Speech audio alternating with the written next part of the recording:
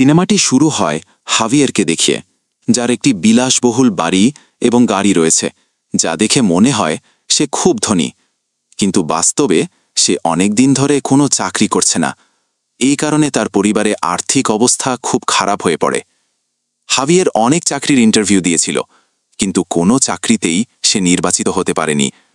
এক সন্ধ্যায় যখন সে হতাশ হয়ে বাড়ি ফিরে আসে, তখন তার স্ত্রী তাকে পরামর্শ দেয় যে সে যেন তার বিলাসবহুল বাড়ি এবং গাড়িটি বিক্রি করে দেয়। হাভিয়ের নিজের ইচ্ছায় না হলেও এতে রাজি হয়ে যায়। তার স্ত্রী গৃহকর্মীকেও চাকরি থেকে বরখাস্ত করে দেয় এবং গৃহকর্মীটি খুব দুঃখ পায় চাকরি হারানোর জন্য। সে হাভিয়েরের দিকে ডুপ্লিকেট চাবি ছুঁড়ে মারে এবং সেখান থেকে চলে যায়। এরপর হাভিয়ের একটি ছোট ফ্ল্যাটে চলে যায়। সে একটি স্বল্পমেয়াদী কোর্সে ভর্তি হয়, যাতে তার প্রোফাইল ভালো হয় এবং বেশি চাকরির সুযোগ পায়। একসাথে সে ইন্টারভিউ দেওয়া চালিয়ে যায়। অনেকগুলোতে সে ব্যর্থ হয়, কিন্তু অবশেষে সে একটি চাকরি পায়। সে খুব খুশি হয়, কিন্তু যতক্ষণ না সে জানতে পারে যে প্রথম 6 মাস তাকে এই কোম্পানিতে ইন্টার্ন হিসেবে বিনা বেতনে কাজ করতে হবে, অর্থাৎ অভিজ্ঞতা নেওয়ার জন্য তাকে ফ্রিতে কাজ করতে হবে। এই পর্যায়ে হাভিয়ের খুব হতাশ হয়ে পড়ে। সেই চাকরিটি প্রত্যাখ্যান করে এবং চলে আসে। চলে আসার সময় সে তার গাড়ির মধ্যে চাবিগুলো খুঁজে পায়, যেগুলো গৃহকর্মী তার মুখের দিকে ছুঁড়ে মেরেছিল। সে সেই চাবিগুলো তুলে নেয় এবং তার পুরনো বাড়ির দিকে ফিরে যায়। সে বাড়ির বাইরে অনেকক্ষণ দাঁড়িয়ে থাকে এবং যখন দেখে যে নতুন বাসিন্দারা বাড়ি ছেড়ে বাইরে গেছে, তখন সে চুপি চুপি সেই বাড়িতে ঢুকে পড়ে। হাভিয়ের নতুন মালিকের ছবি দেখতে পায় বাড়ির ভেতরে। সে জানালা দিয়ে সেই চমৎকার দৃশ্যটি দেখে, যা সে কখনো ভুলতে পারেনি, এবং সেখানে অনেক সময় কাটায়, যাতে সে একটু ভালো অনুভব করে। এরপর সে তার বর্তমান বাড়িতে ফিরে যায়। পরের দিন সে আবার ফিরে আসে। এবার সে বাড়িটি খুঁজতে শুরু করে। সে কিছু কাগজপত্র এবং একটি লাল রঙের টোকেন খুঁজে পায়। এই টোকেনটি একটি পুনর্বাসন কেন্দ্রের ছিল। কে সেখানে যেত এবং কেন, সেটা জানতে হাভিয়ের তাদের কম্পিউটার চালু করে। কম্পিউটার থেকে সে অনেক তথ্য পায়, যেমন 1 বছর আগে এই পরিবার একটি দুর্ঘটনায় পড়েছিল, কারণ বাড়ির মালিক মদ্যপ অবস্থায় গাড়ি চালাচ্ছিল। তাই তার ড্রাইভিং লাইসেন্স 1 বছরের জন্য বাতিল করা হয়েছিল। এখানে হাভিয়ের মালিকের পুরো দিনের সময়সূচিও জানতে পারে। সে জানতে পারে যে পরের দিন বিকেল 3টায় নতুন মালিক তার রিহ্যাব সেন্টারে যাবে। পরদিন হাভিয়েরও সেই রিহ্যাব সেন্টারে পৌঁছে যায়, যেখানে মানুষজন তাদের আসক্তি ছাড়ার জন্য যায়। সেই মালিকও সেখানে এসেছিল। হাভিয়েরকে প্রথমবার সেখানে দেখে বাকিরা তার সম্পর্কে প্রশ্ন করতে থাকে। হাভিয়ের একটি মিথ্যা গল্প বানিয়ে বলে। সে বলে যে সে একজন মদ্যপ এবং তার এই আসক্তির জন্য তার স্ত্রী ও মেয়ে তাকে ছেড়ে চলে গেছে। তার গল্পটি নতুন মালিকের জীবনের সাথে খুব মিলে যায়, তাই সে হাভিয়েরের দিকে গভীর নজর দিতে শুরু করে। আর এটিই ছিল হাভিয়েরের পরিকল্পনা, এবং তারা ভালো বন্ধুতে পরিণত হয়। আমরা জানতে পারি এই ছেলেটির নাম থমাস। পরদিন হাভিয়ের আবার থমাসের বাড়িতে যায় এবং থমাসের সময়সূচিতে অনেক পরিবর্তন করে ফেলে। এই সময়সূচি থমাসের মোবাইলের সাথে সংযুক্ত ছিল। থমাসের ক্যালেন্ডারে পরিবর্তনের কারণে সে তার মেয়েকে স্কুল থেকে অনেক দেরি করে ফেলে, এবং এর ফলে তার স্ত্রী ও মেয়ে তার উপর খুব রাগ করে। এই দিনের কারণে থমাস খুব ভেঙে পড়ে। সে তার পরিবার ঠিক করার জন্য অনেক চেষ্টা করতে থাকে। পরদিনও সে পুনর্বাসন সেশনে যায় এবং সেখানে আবার হাভিয়েরের সাথে দেখা হয়। গ্রুপ ডিসকাশনের পর তারা কাছের একটি কফি শপে ফিরে আসে, যেখানে থমাস হাভিয়েরের সাথে তার পরিবারের অনেক কথা শেয়ার করে। সে তার পরিবারের ছবি দেখায় এবং হাভিয়েরকেও তার পরিবারের ছবি দেখাতে বলে। তখন হাভিয়ের বলে, এখন আমার কাছে কোনো ছবি নেই, কিন্তু আমি আগামীকাল অবশ্যই দেখাবো। তাদের বন্ধুত্ব এতটাই গভীর হয় যে থমাস হাভিয়েরকে তার বাড়িতে আমন্ত্রণ জানায়। হাভিয়ের এতটাই খুশি হয়, সে একটি ফুলের তোড়া নিয়ে আবার তার পুরনো বাড়ি, অর্থাৎ থমাসের বাড়িতে পৌঁছায়। এখানে সে তার পুরনো মালিকে দেখে, যে তাকে জিজ্ঞেস করে, তুমি কাকে দেখতে এসেছ? হাভিয়ের চায় না কেউ জানুক যে সে থমাসের সাথে দেখা করে।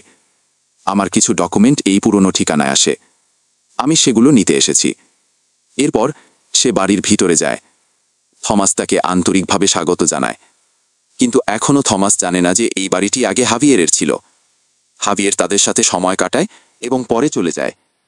পরদিন যখন থমাস অফিসে যাচ্ছিল, তখন তার মালি এসে জিজ্ঞেস করে, গতকাল কি পুরনো মালিক এসেছিলেন কোনো বিল বা কাগজ নিতে? থমাস বলে, না, এমন কিছু ঘটেনি। তখন মালি দুঃখ প্রকাশ করে এবং সরে যায়। কিন্তু সে বুঝে যায় যে হাভিয়েরের মনে কিছু একটা পরিকল্পনা চলছে। সে গতকাল থমাসের সাথে দেখা করতে এসেছিল, কিন্তু সে এটা কাউকে বলতে চায় না। সেই একই দিনে দেখা যায় হাভিয়ের ইচ্ছাকৃতভাবে তার গাড়িটি দুর্ঘটনায় ফেলে এবং দ্রুত থমাসকে ফোন করে সাহায্যের জন্য ডাকে। এই সময় হাভিয়েরের হাতে একটি মদের বোতল ছিল। এটি দেখে থমাস ভাবে সে নিশ্চয়ই মদ খেয়ে এই দুর্ঘটনা ঘটিয়েছে। থমাস যখন হাভিয়েরের হাত থেকে বোতলটি নেয়, তখন কিছু ফোঁটা তার উপরেও পড়ে যায়। থমাস তাকে বোঝাতে চেষ্টা করে, তুমি যখন রিহাবে ভর্তি হয়েছ তখন এরকম করলে তা মোটেও ঠিক নয়। এভাবে তোমার আসক্তি দূর হবে না। দেখো, আমি তোমাকে একটা কথা বোঝাতে চাই, আমি চীনাবাদামের প্রতি অ্যালার্জিক। আমি যদি মাত্র একটা চীনাবাদামও খাই, আমি মরে যাব। তোমারও উচিত এইভাবে মদ্যপানকে দেখার। যদি তুমি মদ খাও, তুমিও মরে যাবে। হাভিয়ের তখন বলে, আমি মদ খেতে চাইনি, কিন্তু গতকাল যখন আমি তোমার বাড়িতে এসেছিলাম, আমি দেখলাম তুমি কত সুন্দরভাবে তোমার জীবন পরিচালনা করো। তোমার একটা পরিবার আছে, তুমি একটা কোম্পানির ভাইস প্রেসিডেন্ট। আর আমার না কোনো চাকরি আছে, না আমার পরিবার আমার পাশে আছে।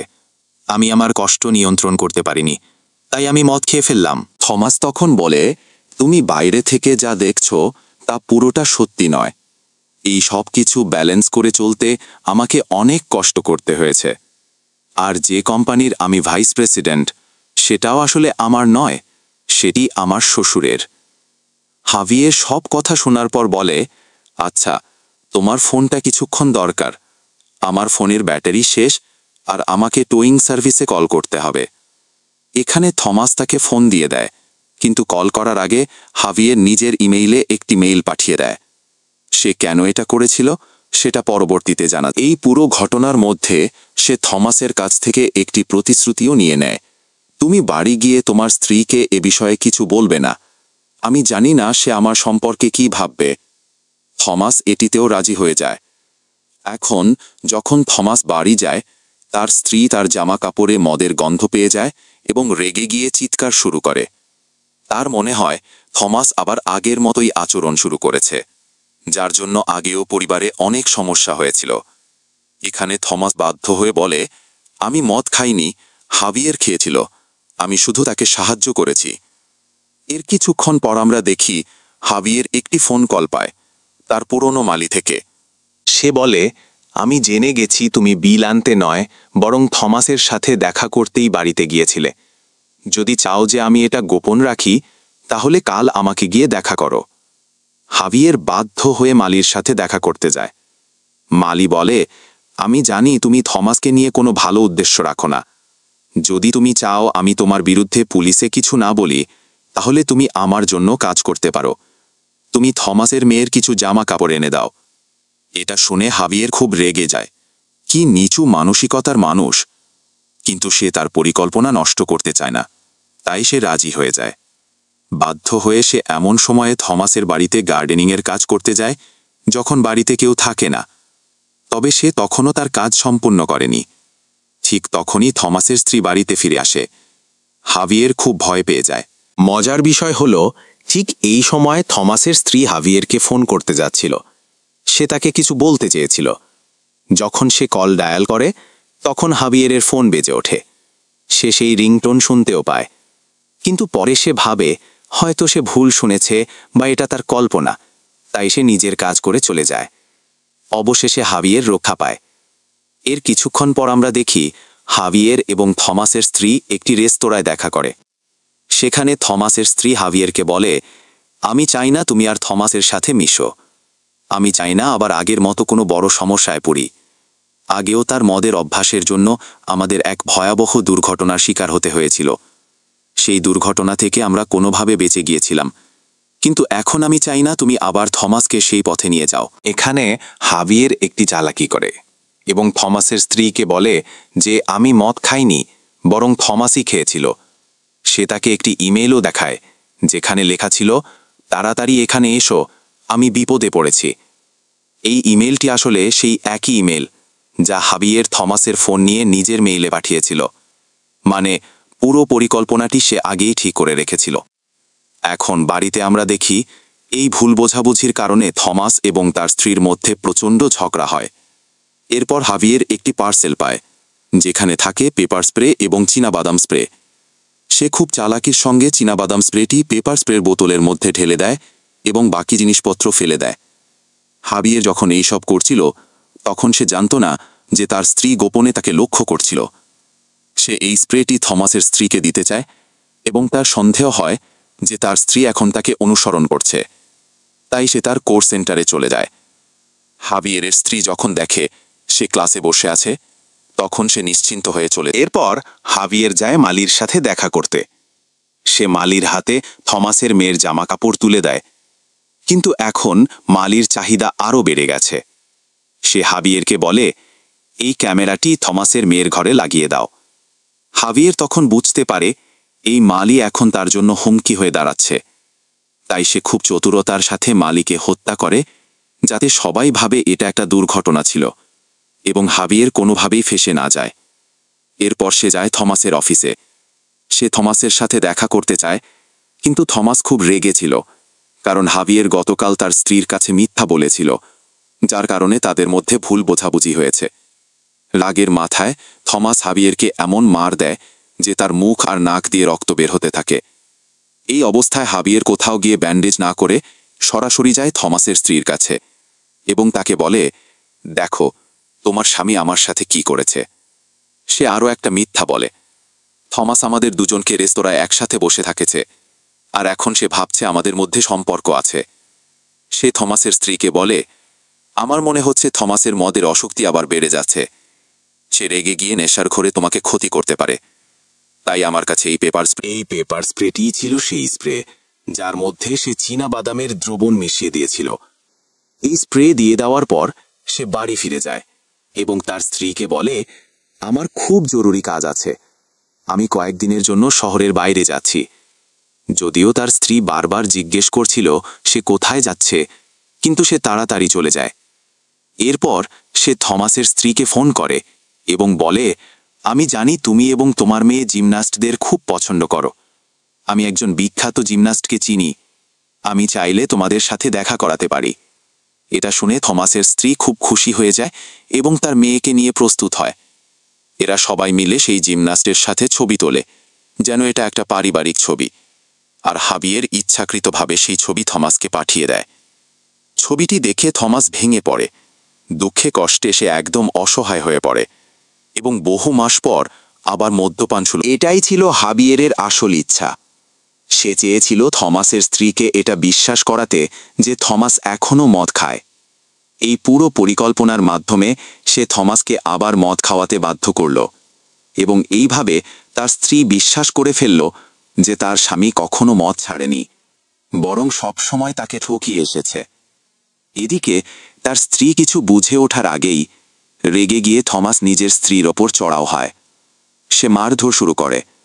থমাসের স্ত্রী নিজেকে বাঁচাতে কোনো উপায় খুঁজে পাচ্ছিল না। তখন তার মনে পড়ে যায় হাবিয়ের তাকে যে পেপার স্প্রে দিয়েছিল সেটা। সে দেরি না করে ড্রয়ার থেকে সেটা বের করে থমাসের ওপর স্প্রে করে দেয়, কিন্তু যেহেতু স্প্রেটিতে চীনাবাদাম দ্রবণ ছিল, থমাস সঙ্গে সঙ্গেই অ্যালার্জিতে আক্রান্ত হয় এবং তার নিঃশ্বাস নিতে কষ্ট হতে শুরু করে। থমাসের স্ত্রী ভাবে সে মারা গেছে। ভয়ে আর আতঙ্কে সে হাবিয়েরকে ফোন করে এবং দ্রুত তাকে বাড়িতে আসতে বলে। হাবিয়ের প্রথমে তাকে শান্ত করে এবং তাকে ঘরের ভেতরে পাঠিয়ে দেয়। তারপর সে থমাসের কাছে যায় এবং দেখে থমাস এখনও বেঁচে আছে, কিন্তু প্রচণ্ড যন্ত্রণায় কষ্ট পাচ্ছে। চায় না থমাস বেঁচে থাকুক, তাই সে তার মুখ চেপে ধরে তাকে শ্বাসরোধ করে মেরে ফেলে।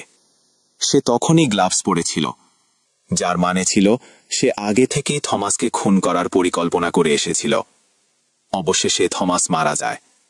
এবার দৃশ্য কেটে যায় এবং আমাদেরকে কয়েক মাস পরের একটি দৃশ্য দেখানো হয়। আমরা জানতে পারি যে কোম্পানির ভাইস প্রেসিডেন্ট আগে থমাস ছিল, সেই একই পদে এখন হাবিয়ের যোগ দিয়েছে, কারণ সে থমাসের স্ত্রীকে বিয়ে করেছে। থমাসকে খুন করার পর সে তার বাড়ি, পরিবার সবকিছু নিজের করে নিয়েছে। হাবিয়ের তার ব্ল্যাকমেইলে কান দেয় না এবং বলে, তুমি যা খুশি করতে পারো, তুমি যদি তোমার ছেলের ভবিষ্যৎ নিয়ে ভাবো তাহলে তুমি এটা করবে না, কারণ আমি তোমাকে আর 1 টাকাও দেব না। আর যদি সব জেনেও শুধু নিজের শখ পূরণ করতে চাও তাহলে যাও, করে ফেলো। আমি এখন আর ভয় পাই না। আমার এখন অনেক টাকা, আমি দেশের সবচেয়ে বড় আইনজীবী নিয়োগ করব, কেস জিতব, আর তুমি কিছুই পাবে না। এরপর হাবিয়েরের প্রাক্তন স্ত্রী চলে যায়।